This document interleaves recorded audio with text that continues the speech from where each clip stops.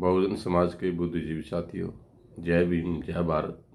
आज संविधान दिवस के अवसर पर मैं आपके सामने कुछ बातें करना जरूरी समझता हूँ। इस देश में 26 मई 2014 से भारतीय जनता पार्टी की नरेंद्र मोदी की सरकार जब से सत्ता में आई है, तो भारत के संविधान के प्रति उनकी आस्था दक्षिणपंथी पार्टियों की क्या होती है वो आप अच्छी तरह से जानते हैं।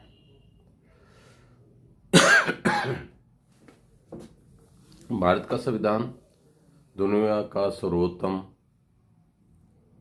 लिखित सबसे बड़ा संविधान है, सबसे उत्तम संविधान है। ये दुनिया मानती है, यूएनओ मानता है। लेकिन भारत की चड्डी गैंग, निकरधारी लोग, दक्षिणपंथी लोग इस बात को स्वीकार नहीं करते। ये आप भली भांति से जानते हैं। जो अम्बेडकरवादी विचारधारा के लोग हैं उनको इसके बारे में अच्छी तरह से पता है। तो फिर हम क्या कर सकते हैं? अभी हमारा जो सबसे पहले हमारी ड्यूटी बनती है, कर्तव्य बनता है कि हम नरेंद्र मोदी की विचारधारा या दक्षिणपंथी विचारधारा के लोगों की आप सबके बीच में एक जानकारी देना जरूरी समझते हैं। अटल बिहारी वाजपेयी की जब सरकार बनाई गई थी, तो सबसे पहले अटल बिहारी वाजपेयी ने ओथ लेते ये कहा था कि हम संविधान की समीक्षा करेंगे, संविधान समीक्षा आयोग बनाएंगे। तो साहब कांशीराम जी राजनीति के धूमकेतु थे। उन्होंने एक बात कही कि आर्य लोग हिमालय की पहाड़ियों को पार करते हुए और इस देश में घोड़े पे चढ़ के आए थे। अगर आर्य पुत्र अटल बिहारी वाजपेयी ने ये बात दोबारा बोली या संविधान समीक्षा आयोग बनाने की जो बात की, तो हम गद्दे पे बिठा के और हिंद महासागर में भेज देंगे, अरब सागर। तब कांशीराम जी ने कहा कि पूरे देश के अंदर 15 से 20 लाख लोगों को दिल्ली में आके और इस अटल बिहारी वाजपेयी को सबक सिखाना होगा। और तब साहब कांशीराम जी ने ये बात कही थी। मोदी के आने के बाद भी 9 अगस्त 2015 को पार्लियामेंट स्ट्रीट पे के कुछ लोगों ने, दक्षिणपंथी विचारधारा के लोगों ने संविधान के पन्ने फाड़े। उनके खिलाफ पार्लियामेंट स्ट्रीट थाने में एफआईआर हुई, लेकिन आज तक कोई पता नहीं उनके खिलाफ कार्रवाई क्या हुई। इसका मतलब अभी बीच में एक और पिछले दिनों ग्वालियर से एक एडवोकेट अनिल मिश्रा नाम का एक व्यक्ति,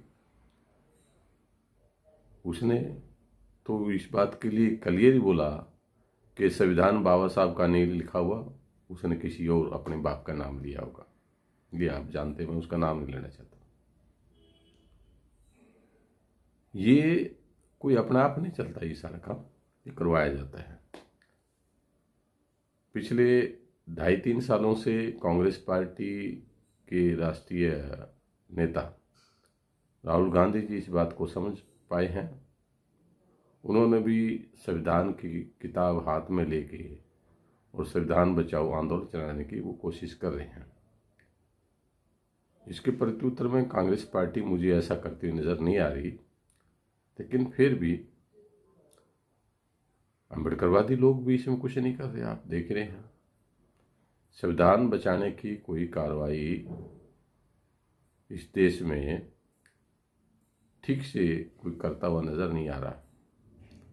तो साथियों, आज संविधान दिवस के मौके पे, अवसर पे आपको ये मैं चेतावनी या आपको आगाह करना चाहता हूँ कि हमारे हक अधिकार तब तक है, हमारा अस्तित्व तब तक है जब तक कि भारत का संविधान इस देश में लागू है। इस देश में है, लागू तो नहीं किया हुआ। अभी भी भारतीय जनता पार्टी की सरकारों के लोग मनुस्मृति पे आधारित, मनुस्मृति के तरीके से, फ्यूडल तरीके से, सामंती तरीके से, ब्राह्मणवादी तरीके से सरकारें चला रहे हैं। ये आप अच्छी तरह से जानते हैं। पिछले 2014 से अब तक आप देखते आ रहे हैं, ये आप जानते हैं। कोई अंतिम और पहला व्यक्ति नहीं हो जो आपको मैं याद दिला रहा हूँ, आप भी अच्छी तरह से जानते हैं।